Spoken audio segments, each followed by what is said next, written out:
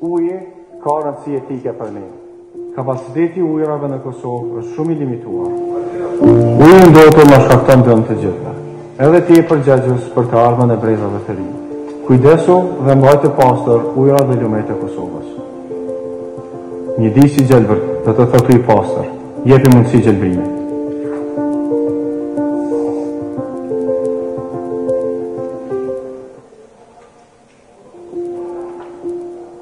Hudhja mbeturinave në vende ku nuk duhet e dëmton jetën tonë dhe natyrën, edhe ti vetë je përgjegjës për mbeturinat tua. Kujdesi se ku i hedh. Zvoglon ndotjen e mjedisit dhe shkatrimin e natyrës. Mjedisi gjelbër do të thotë mjedis pa mbeturina. Jepi mundësi gjelbrimit.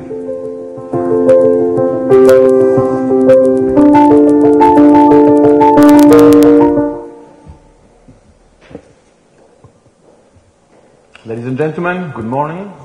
Welcome to this event today here at the National Library of Pristina. The European Union and our member states, our partners, will launch together today the campaign on environment and the Climate Diplomacy Week. We all know Kosovo, many of you because you were born here, some of us because we have been living here for a short or long period of time. And we are all familiar with the beauties of Kosovo. Its trees, its forests, its beautiful landscapes, and its rich biodiversity. However, we all know Kosovo, and we all know that sometimes its natural beauties can be neglected, contaminated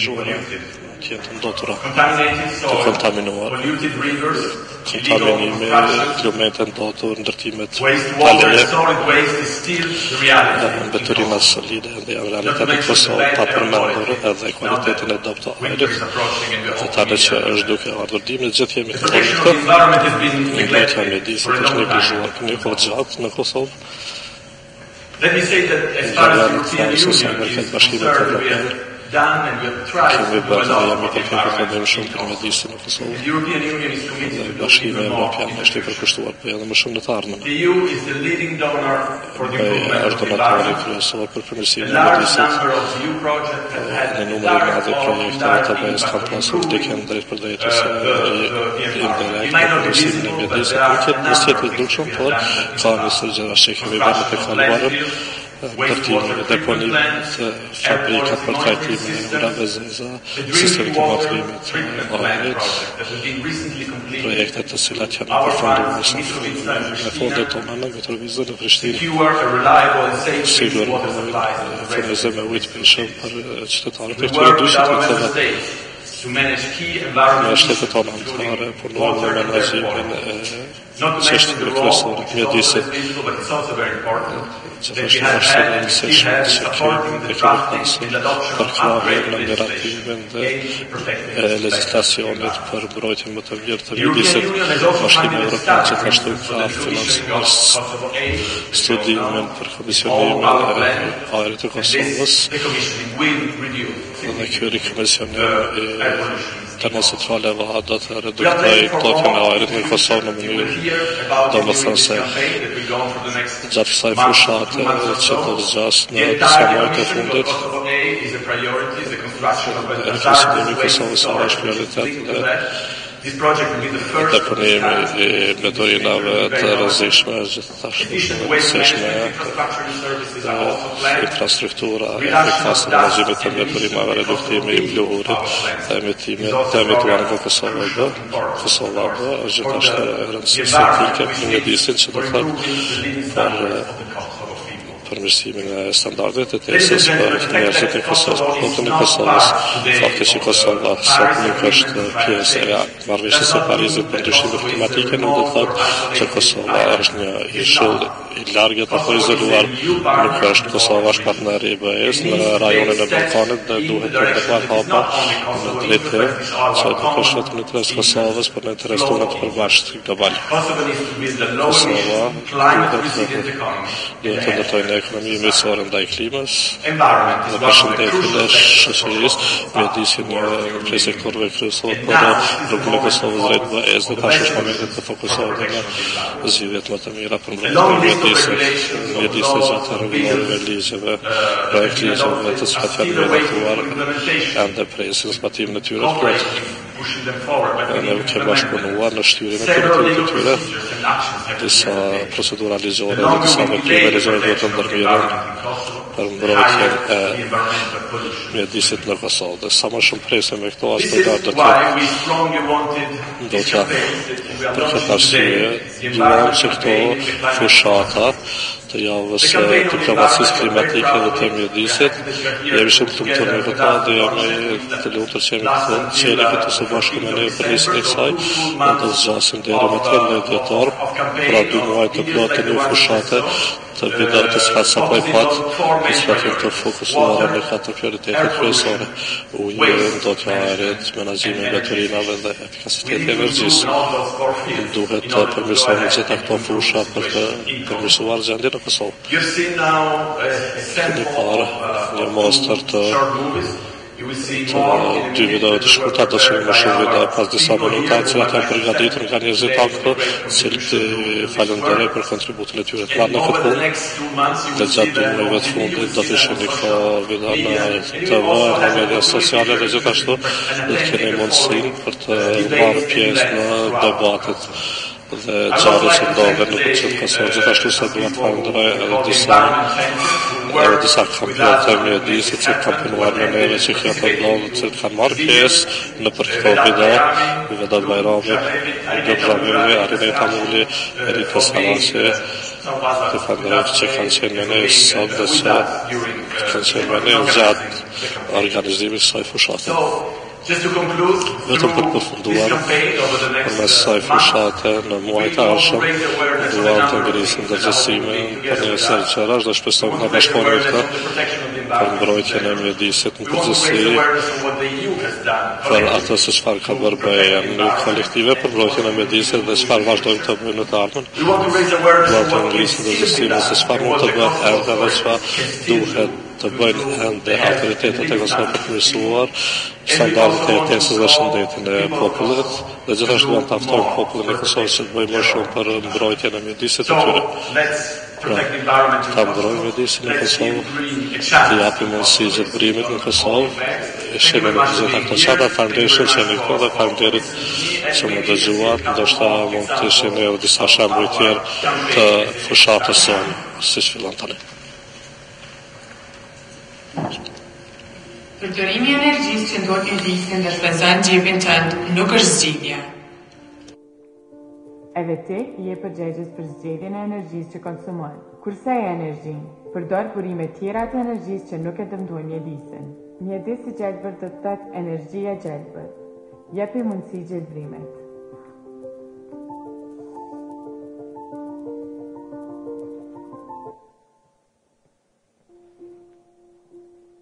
Ajri ndotër është shkaktari drejt për drejt i shumë sëmundjeve, edhe ti e përgjegjës për ajrin që thithim.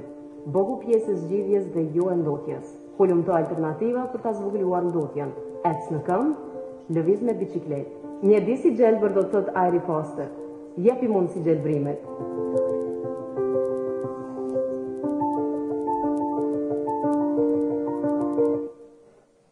Again, thank you very much. I hope you will see it very often in the future month. And now, please welcome our guest, the ambassador of France, Didier Chabert. Thank you.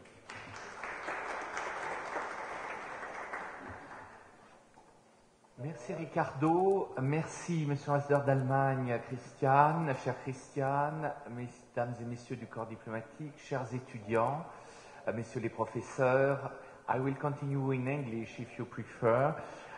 First, I must tell that I'm very pleased to be this declaration of peace as a representative of this climate diplomacy week in Kosovo.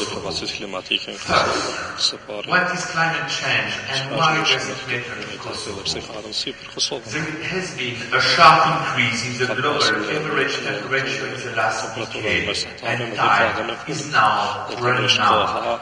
The high-speed global warming accelerates dangerously the build-up of our current and future lives, such as higher oceans level, the rate at which the oceans, having been rising over the past decade, has increased considerably due to the melting of the Arctic and to retreating ice in the Antarctic. The general disruption caused by the higher concentration of greenhouse gases in the atmosphere also leads to extreme events like hurricanes or earthquakes. The effect of climate change have an enormous impact on human life, biodiversity, agricultural production of epidemics. I do not want to develop on the effects of climate change, but I would kindly advise you to watch the June 2009 movie by Yann Arthus Bertrand called Home, which will be screened around Kosovo this week, including to the Ambassador. So please go if it is interesting to see. Let me then highlight why the Paris Agreement is also relevant for Kosovo. Adopted in December 2015 and entered into force in November 2016, the Paris Agreement is the first universal climate agreement. It sets toward an ambitious collective goal, keeping temperature rise well below 2 degrees Celsius by the end of the century, as well as increasing the ability to adapt climate change and find financial tools to achieve this objective. It's a dynamic agreement which organizes a gradual increase of countries' commitments. It's also a fair and inclusive agreement which magnifies signatories and underrepresented countries and it ratifies agreements. However, the Paris Agreement cannot be incorporated unless based on robust, fair and operational rules. This is the goal of the COP24, which will take place in December 2018 in Tunis.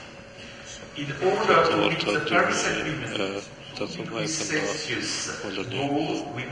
të arritur këtë qëllimin e mbajtjes së rritjes në 2 gradë Celsius duhet të veprojmë shpejt, edhe nëse i implementojmë gjitha përkushtimet e marra në vitin 2015 ndihemi duke shkuar drejt rritjes së ngrohtësisë globale për mbi 3%. Edhe pse Kosova nuk është pjesë e marrëveshjes së Parisit, ndikohet plotësisht nga ndryshimet klimatike në mënyrë specifike për shkak të energjisë termike që rezulton me nivelet larta të ndotjes së ajrit gjatë dimrit. Kosova në rrugën e saj drejt Bashkimit Evropian duhet të integrojë një progresive aktin e BE-s dhe të inkorporojë politikat e BE-s për politikat klimatike. Prandaj Kosova duhet të zhvillotë strategji të reja për të ndryshuar miksin e saj të energjisë dhe ndjenjit të fuqishme, nevojitë për të dhënë statusin e investitorëve strategjike të cilat janë ndërlidhura me energjinë e ripërfshme.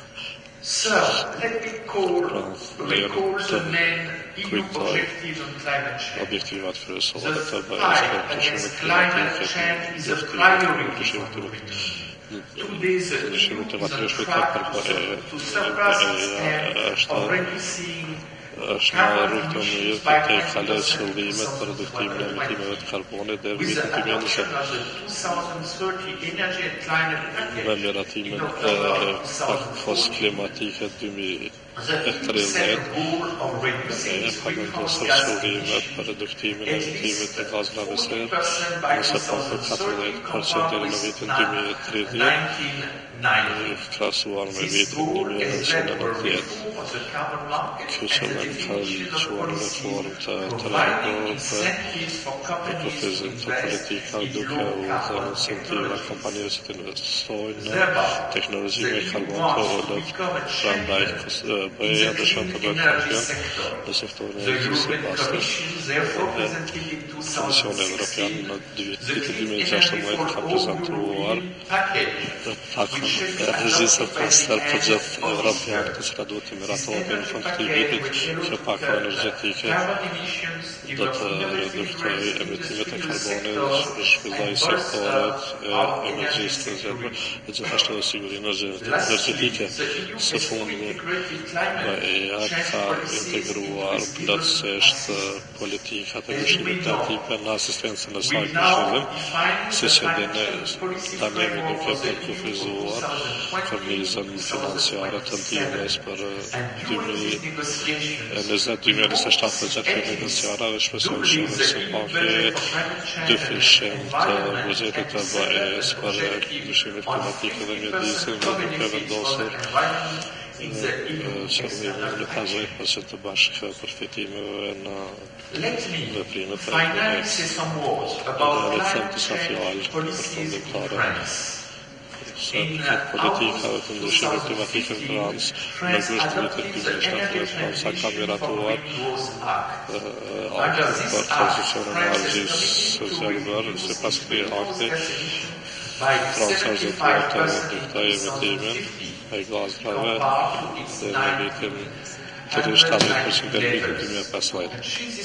Për të arritur këtë objektiv, Franca është duke investuar në energji të ripërtishme dhe duke reduktuar konsumin e energjisë. Në vitin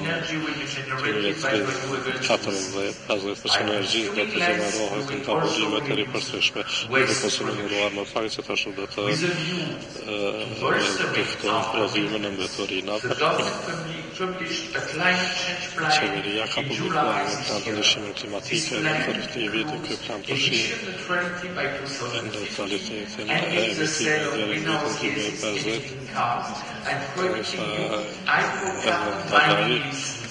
Licencat e reja të emitimit të elektronikave, objektivat e klimatike deri në vitin 2050, do të thotë se emitimet në nivel nacional do të jenë nën cilësinë e gazit që prodhohen nga ekosistemet dhe proceset industriale.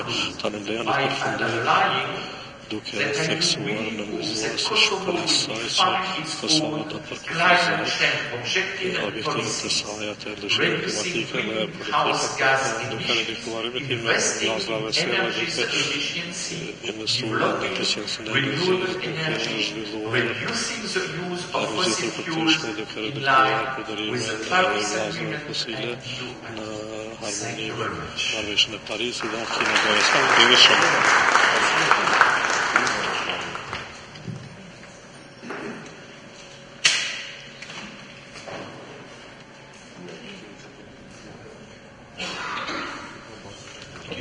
Can I give the floor now to the German ambassador? Ambasadorin Zeman në Kosovë.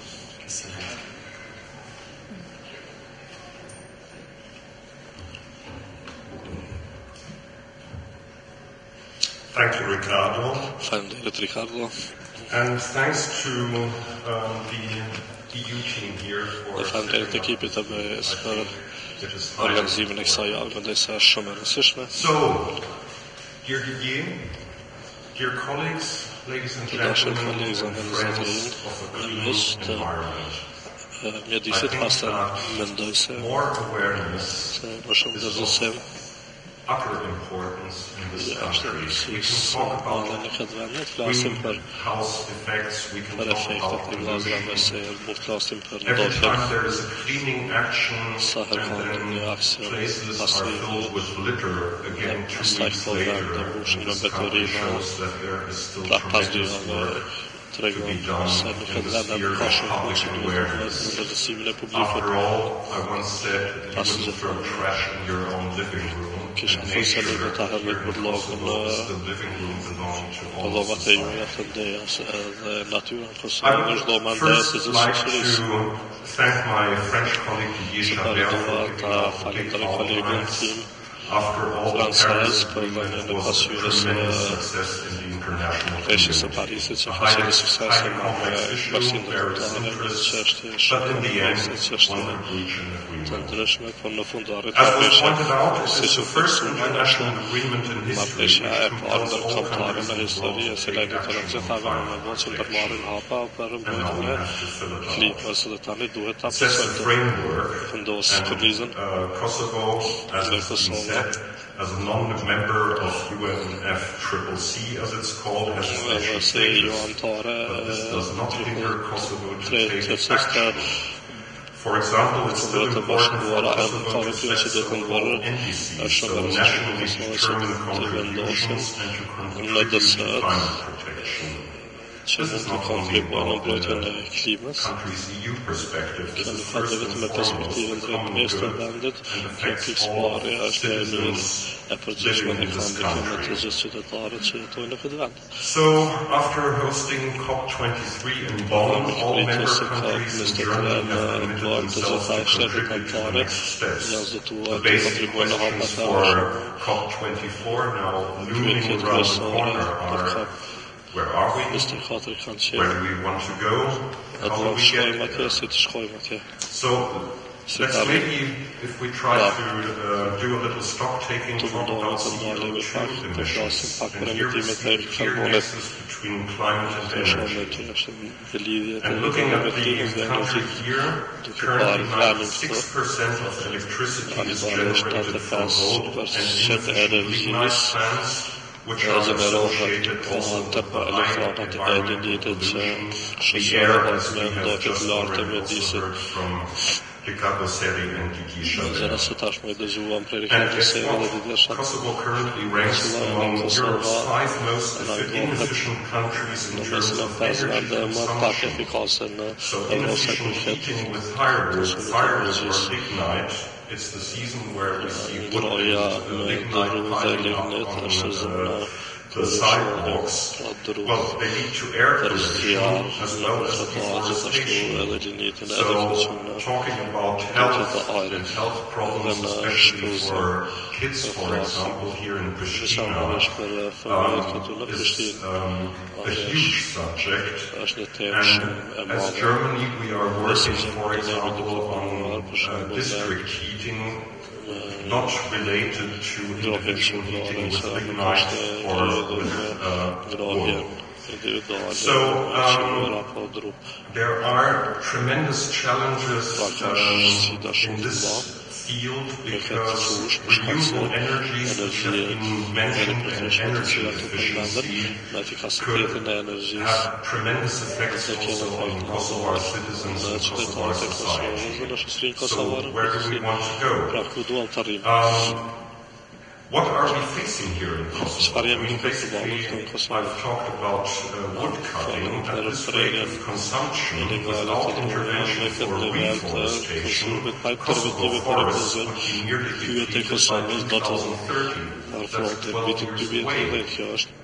Do we want children walking around forests on weekends or in holidays or for tourism and nature tours here in Kosovo? I think these figures are absolutely frightening. Besides the general effects of potential climate change that my colleague Didier Chabert just pointed out, which could also cause severe droughts and all the connecting effects on agriculture with bad harvesting, etc.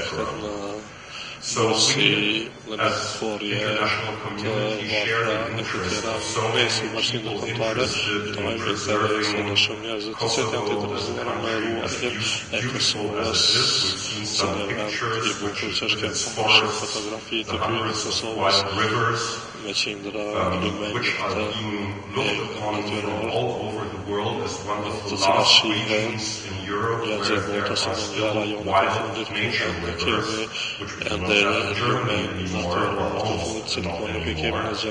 So to preserve this, I think this is a joint objective we all share.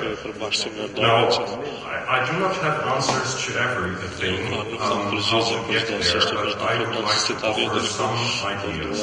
The potential for clean air in a climate-friendly future is like unlocking the energy efficiency potentials, which is the cheapest and most environmentally friendly path. So, improving energy efficiency in Kosovo could, at short term, reduce energy consumption by up to 50%. That is the potential just in energy efficiency. So imagine 50% less consumption with respect to energy production by the outdated energy plants still in use here. So fewer CO2 emissions will basically improve the health of the life, but then of course also contribute to Kosovo's general effort to fighting climate change. German cooperation are supporting Kosovo strongly in that direction. We are working in the fields of energy efficiency, wastewater treatment. I mean, until now, almost everything has wastewater produced in cities simply runs into the rivers, which I think is also the situation which would have to change. Moreover, in energy production, Kosovo has a strong potential for renewable energies. Like in Germany, we already have 30% of our energy production being done by renewables. And we have half the lifetime of sun than here in Kosovo. So there is huge potential out there, which could be used doing more strategic investments and also fostering the share of renewables in Kosovo energy production. The last point I would like to share with you is the one about waste. The clean-up actions I have just spoken about, I have participated in some, but also privately, you probably also going to and then, like just yesterday, we moved our waterfalls, and then on the way there, waterfalls, I just wonder people taking them up full and then just leaving them in nature. What's the big problem with carrying them back? So I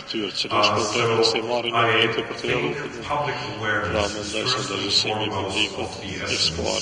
To make people understand that plastic waste in nature simply doesn't go away. It takes hundreds of years to move to another physical status, and until then it's wasting, it's polluting, and it's damaging Kosovo's beautiful nature. And that, for example, is something which is not just the responsibility of governments, of organizations, but of each and every citizen of this country or others who live here. Thank you very much.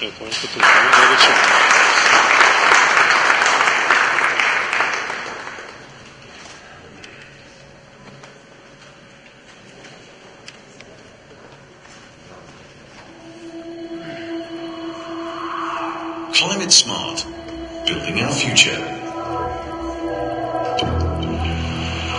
In order to reduce the impact of climate change and limit global warming, the European Union has set itself ambitious targets for the coming years. By 2020, all member states have committed to reduce climate-changing greenhouse gas emissions by 20%. And the latest data shows the EU is well on track to meet that goal. The process will continue with targets for larger emission cuts by 2030 and 2050. One example of EU action is the EU Emissions Trading System, or ETS, which covers almost half of Europe's emissions. This market-based system places a limit on emissions from power production and manufacturing industries, a limit that is reduced every year. It allows participants to trade certificates corresponding to their emissions and also includes air travel in Europe. The EU is also taking action in areas not included in the ETS, like agriculture, the building sector, and other forms of transport.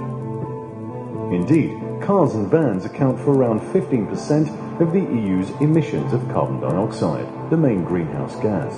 So legislation has been introduced to progressively reduce emissions from new cars, vans, and other vehicles. And the EU is spearheading measures to prevent or minimize the adverse effects of climate change, encouraging and supporting national initiatives in member states. The EU is taking a leading role in global efforts to reach a worldwide deal to limit dangerous man-made climate change. After all, no country or region can respond to these problems alone. What's more, the EU is continuing its role as global champion, helping developing countries which are more vulnerable to the effects of a changing climate. The EU will provide 14 billion euros of public climate finance to partners outside Europe, a considerable increase on previous funding. Climate action can help the EU become less dependent on imported fossil fuels. It has benefits for our everyday lives too, such as improved health thanks to better air quality. Making our industry greener and more efficient can also help create green jobs, with new and promising prospects expected in engineering, construction, and research and development, for example. The creation of these green jobs contributes to the EU's strategy for smart, sustainable, and inclusive growth as it builds a clean, competitive, resilient, low-carbon economy.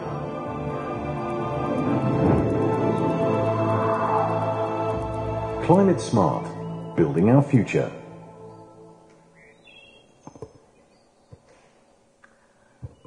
Juftoj që ta dëgjojmë edhe fjalën e rastit nga zoti Igor Soltes, që është raportuesi I Parlamentit Evropian për Kosovën. Pastaj do të kemi një pjesë të prezentimit të ftyrave publike të cilët janë kyç në fushat, sigurisht edhe ekipit basketbollistëve. Faleminderit.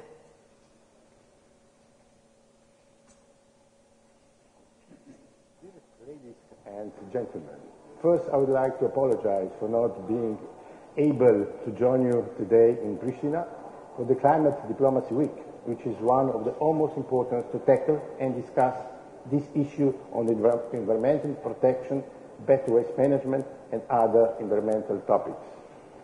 As the standing rapporteur for Kosovo from the European Parliament, I take my responsibility very, very seriously. Being a member of the Green Group, I think that environmental issues have to be taken responsibly and be treated with a high importance. Despite many warnings all around the world about the global warming and climate change, sadly this topic is still too often being neglected or pushed aside as not being important enough. Therefore, conferences like this are of utmost importance not only for Kosovo, but the whole Balkan region as well. We should keep in mind that environment is not only a matter of ecology, but also a matter of economy, health and the protection of citizens against the quiet killer called pollution of air, water and food. This is why we should focus all our strength into cleaning and keeping our environment clean, especially cities which are heavily affected by pollution, such as for instance Pristina is, which was fighting a massive air pollution this winter. So we have to react. Therefore, this is very important that Kosovo tries to fully apply the European Union laws on environmental impact assessment that includes transparency on all stages and the consultation of all stakeholders. At the same time, the European Union has to offer its full support to the Balkan countries on its path to improve environment and climate in the region. With this in mind, we should be aware that this is a process that will not happen overnight, but it takes time and constant effort, but we have to start now. To sum up, further developments within the European Union and the Balkan countries with regard to more advanced energy efficiency and renewable energy measures could potentially lead to increased mitigation action and ambitions. We should all continue to assess the adequacy of our efforts so as to achieve the long-term goals agreed also in the Paris Agreement. Thank you for your attention and all the best and regards from Strasbourg.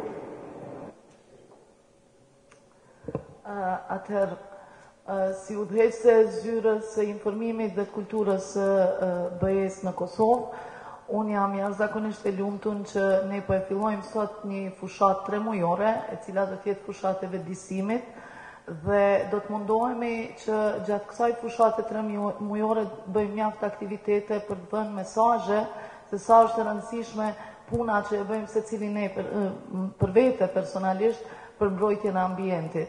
E përveç asaj, sigurisht edhe përkraja e institucioneve, qoftë vendore, qoftë ndërkombëtare, është i jep një rëndësi të madhe.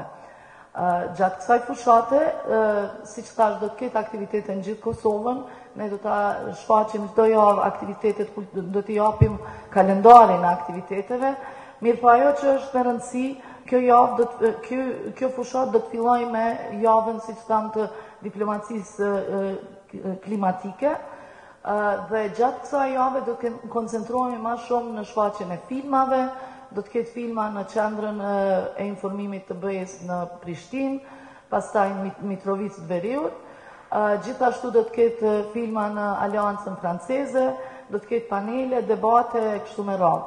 Ndërkohë, sot ne po e fillojmë edhe në kuadër të fushatës, po e hapim një garë, e cila u dedikohet të rinjëve, të gjithë ata që kanë ide kreative, që të kyqen në fushat, mund të bëjnë këtë përmes filmave, që mund t'i bëjnë gjatë 3 muajve tashëm, do me thënë mund gjirojnë filma deri në 3 minuta, me qfar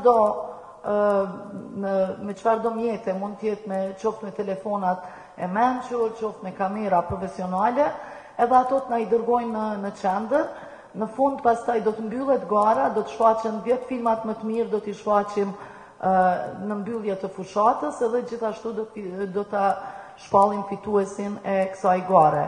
Ndërkohë, një garë tjetër që do t'jetë gjatë gjithë kësaj fushate, duke fillu nga sot, është edhe gara në Instagram, do t'jetë, do me thëmë, përmes fotografive, i ftojmë qytetarët që të kyqen, t'japin shembuj, qoftë këqij apo të mirë, sa i përket mjedisit, dhe përmes mesazhit Give Green a Chance, që do të jetë si hashtag, mund të kyqen që pastaj fotografit më të mira do të ekspozohen në qendrën e informimit të BE-s në Prishtinë.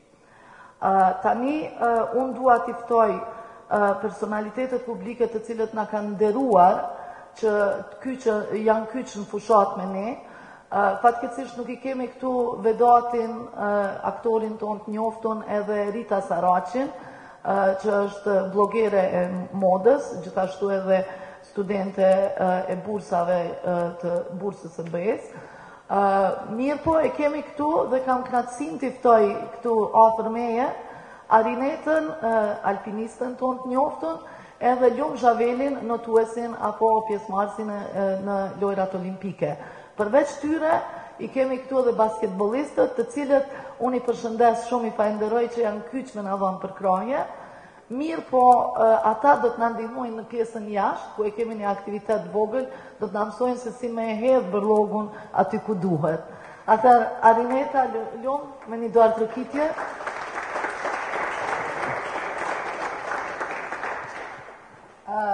Unë po e bëj një lloj interviste, po mundohem me e bo. Jo me interesume me ju pytë mas pari për sa ka qenë rëndësishme për juve që të kyçeni, sa mendoni që do t'jetë rëndësishme gjatë 3 muajve tashëm që t'jep një mesazhe në këtë fushat sigurisht shumë të rëndësishme. Mirë po edhe ju kisha pytë se cilin pastaj pak ma shumë lidhje me atë se ju çfarë bëni. Faleminderit shumë. Muj me thonë që po e filloj kështu që para 20 vjetëve për gjeneratën time ka qenë ëndër e jemja për me po sfari Kosovën e lirë. Sot e kemi Kosovën e lirë, po dashurinë e parë për Kosovën edhe vlerën e rëndësinë e Kosovës e kom fillu prej para 5 vjetëve kur kom vendos me dalë edhe me vizitu malet e Kosovës. E kom pa që Kosova ka një potencial jashtëzakonisht madh për me zhvillu turizmin, që është shumë rëndësi për Kosovën. Këtë vetë e kom marrë një iniciativë tjetër për me qenë udhërfuese ose guid malore. Kom pranu rreth 100 turist nga mbar bota, nga Gjermania, Franca, Italia, vende ndryshme të Amerikës, Britania e Madhe, Irlanda, Veriut e shumë vende tjera. Më ka ardhur mirë me ja prezantu natyrën e Kosovës, po njëjtën kohë më ka ardhur shumë keq të shku shembull në për liçejt ndryshëm të kalu liçenin e Kuqishtës, liçenin e Drelajve, apo liçenin e Zemrës, liçenin e Gjeravicës, apo bjeshkt e ndryshme, bjeshkt e Nemuna ose bjeshkt e Sharit, ka pas plot mbeturina. Mu më ka ardhur keq, po bashkë me ta kemi marrë iniciativë, kemi qenë mjaft aktiv gjatë këtyre 3 muajve, disa i kom publikuar, disa si kom publiku, po kemi marrë dhe kemi mbledh mbeturina. Ja mundu me javë një mesazh për Kosovën edhe ndryshimin unë e kam fillu prej vetës. Po mundona edhe që dhe tjerëve me javë një mesazh që sot jemi të lirë, që është shumë rëndësi, po sot na vjen ndihma njëri tjetrit për me pa Kosovën tonë të mirë. Kosova jonë e mirë është të fillu ndryshimi prej vetës për një ambient, domethënë gjelbërt, që është me rëndësi për neve dhe për gjeneratat e tjera që po vinë.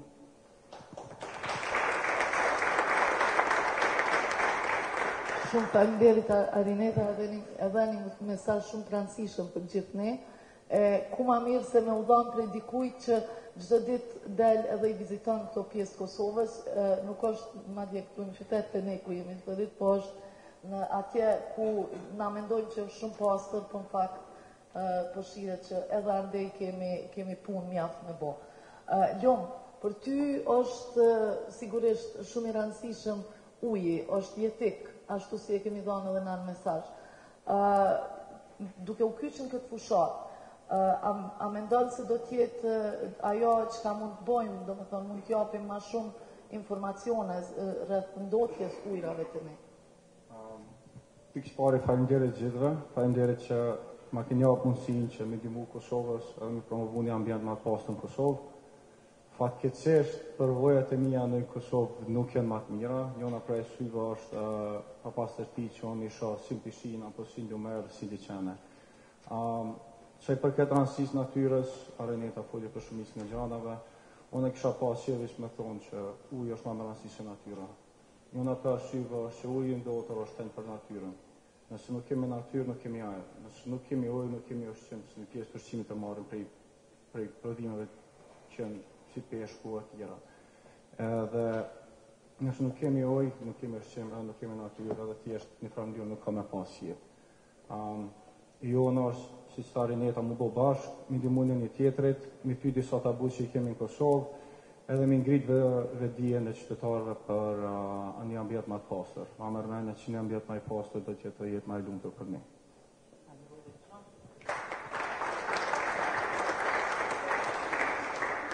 Shumë faleminderit Arinetës dhe Lumit, i falenderojmë njëkohësisht edhe Vedatin edhe Ritën, të cilë do të na kyçen gjatë muajve të ardhshëm që të bëjmë aktivitete së bashku.